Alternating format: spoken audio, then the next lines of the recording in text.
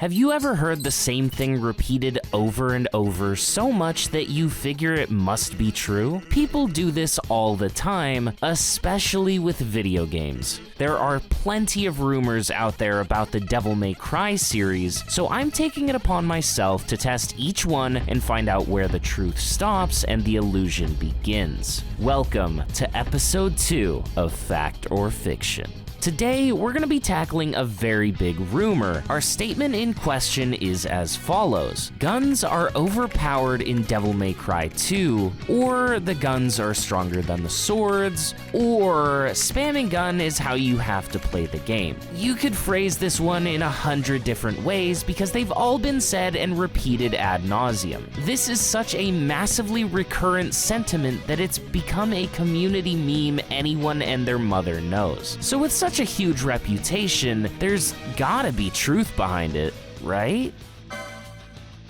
The first thing we need is a general baseline, so I started a new game and made my way to the first boss. I took him out using the only gun I had at that point, Ebony and Ivory. It took 1 minute and 55 seconds to fell the beast. Then I did it again exclusively using my sword Rebellion. It took 1 minute and 1 second, which is a decidedly faster time compared to the guns. But that doesn't exactly mean much because we're still in the early stages of testing and there's plenty of game mechanics that can play into our damage. There are 4 total guns you can wield in DMC2: Ebony and Ivory, the shotgun, a bazooka, and dual SMGs. You can upgrade each one's damage, and you can also equip relics to further enhance your offensive capabilities. On top of all of that, being in Devil Trigger modifies your gun damage as well. You shoot bullets from your hands at a very rapid pace. So for a real test of their damage, let's load up a fully completed save file with maximum upgrades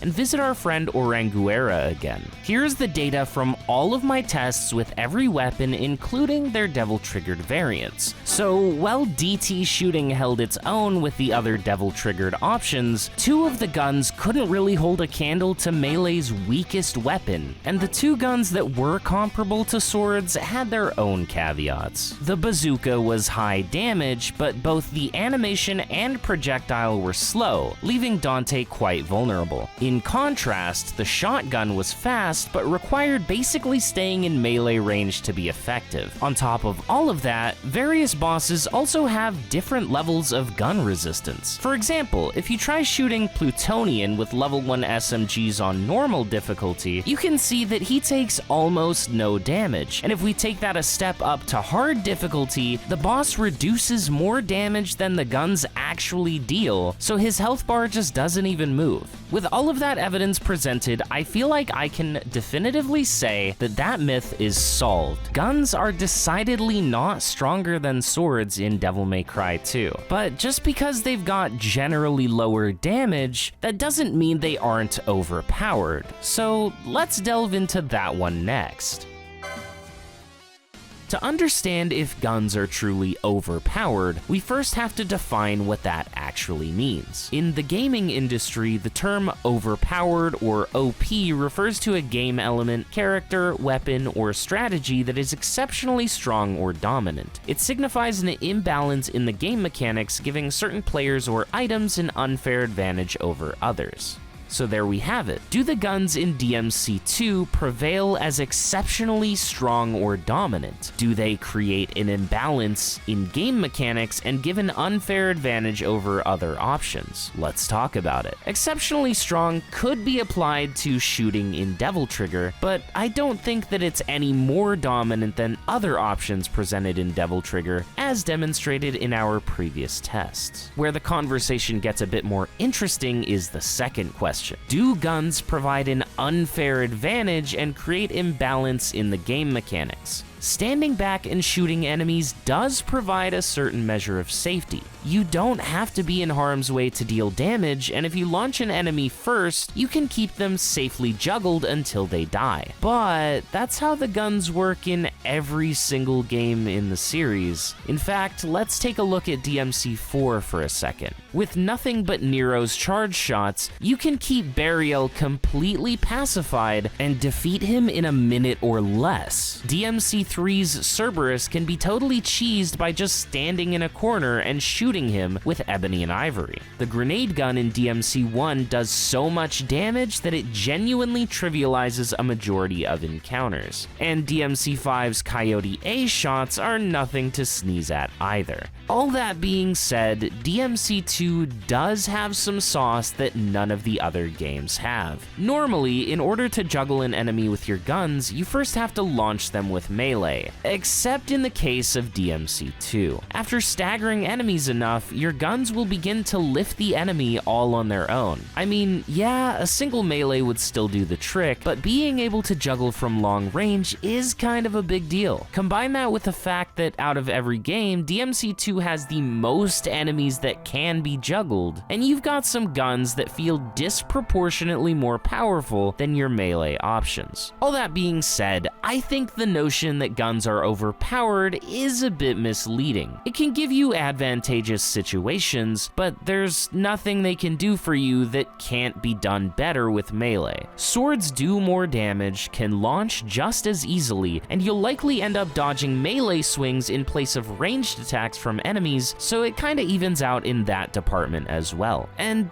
as a litmus test of safety versus bosses, I used Ebony and Ivory to take down Goliath in DMC5, who is pretty similar to Oranguera. They're both ape-like and can jump around and shoot projectiles your way. It took 2 minutes and 52 seconds for Goliath compared to the minute 25 for Oranguera, and despite the time difference, I felt equally as safe in either fight, and I had to dodge about the same number of attacks as if I was in melee range. Also, I think bosses generally have more health in DMC5, so that probably contributes to the time difference.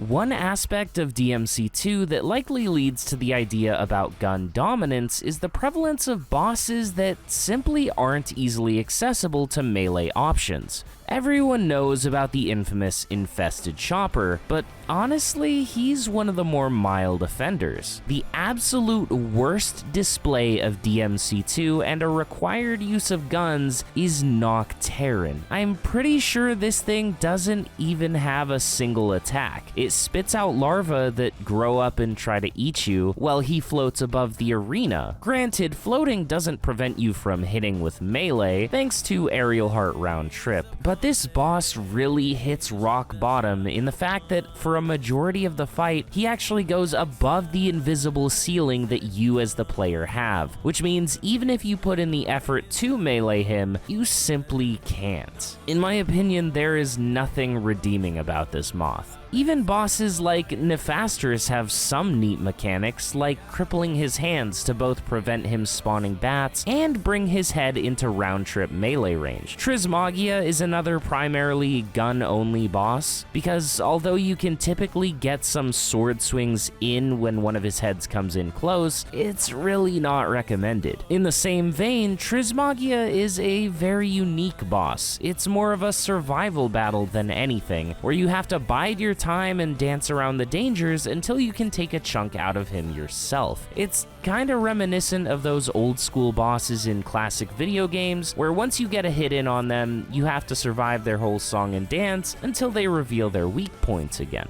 Regardless of how you feel about these bosses, they are primarily gun-only bosses. But just like a bad apple shouldn't ruin the bunch, I feel like a couple of bosses that require guns doesn't mean you have to exclusively use them against every boss and enemy in the game. There are better and more fun options that seemingly nobody takes advantage of.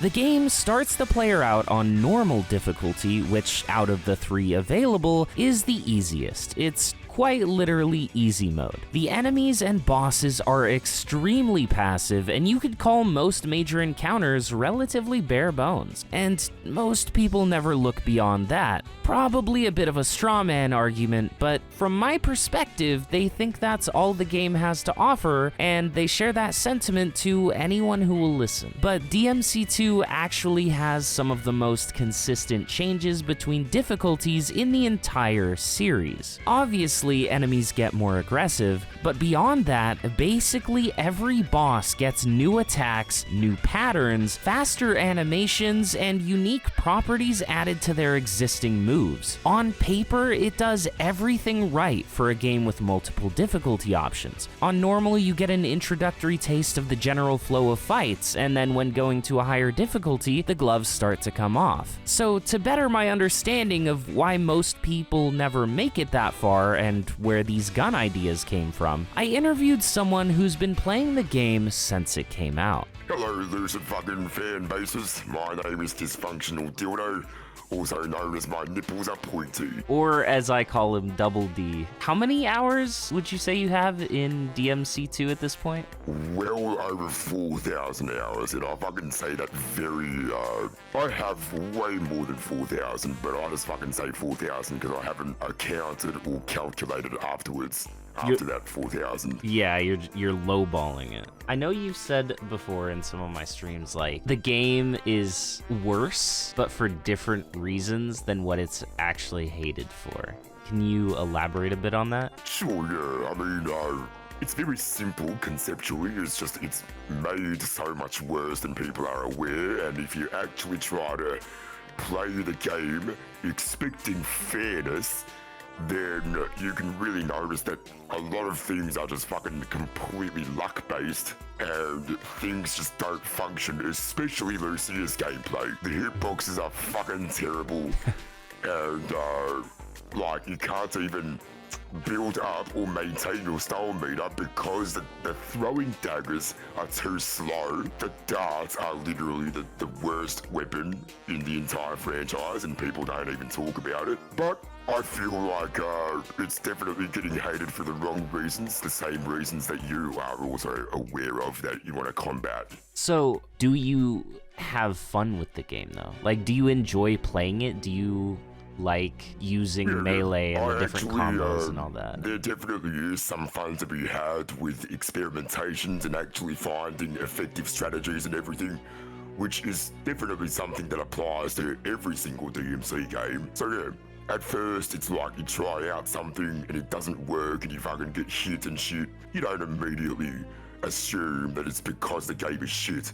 You always experiment to see if there are any possible strategies that actually work. And some battles actually really do. And it's not even an artificial workaround, it's an actual strategy. Some boss fights, especially Furia Taurus, the fireball guy, is very fun, I think. I definitely agree. What about DMC2 or the way that it approaches its gameplay do you think makes people kind of default to spamming guns? I think it might have to do with how boring the environment is, as well as how bland the gameplay is, even if you do it right, to the point where eventually people stop getting invested in the game, so they don't even try to learn the game anymore. And that's why they just kind of turn their brains off and do what works,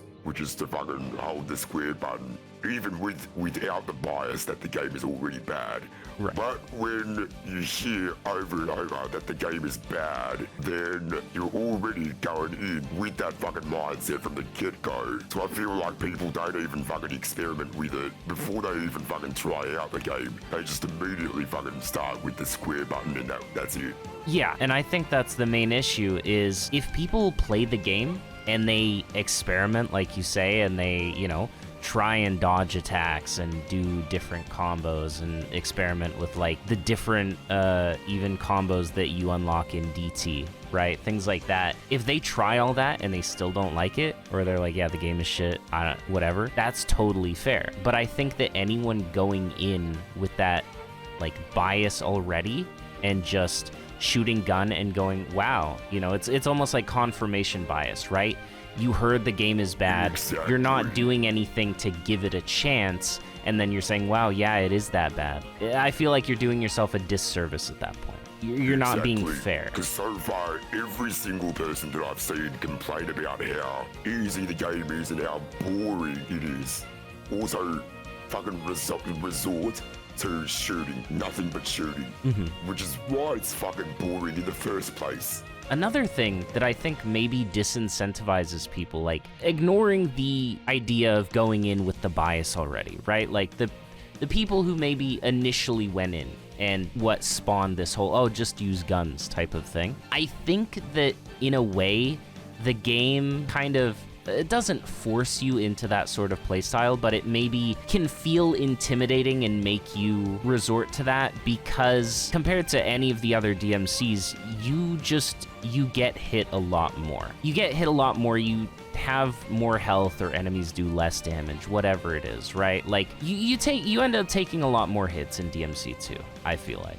That is very true, yeah. It's like you get hit because the dodges don't really work when you're in the middle of a combo animation because you can't cancel an animation. But when you do get hit, the damage is very minimal, so it doesn't really incentivize you to dodge any better. So you end up taking hits. Yeah, and then you get knocked away. Like, the knockback when you get hit on a lot of enemies and bosses is huge, too, right? Oh, yeah. So, that... Yeah.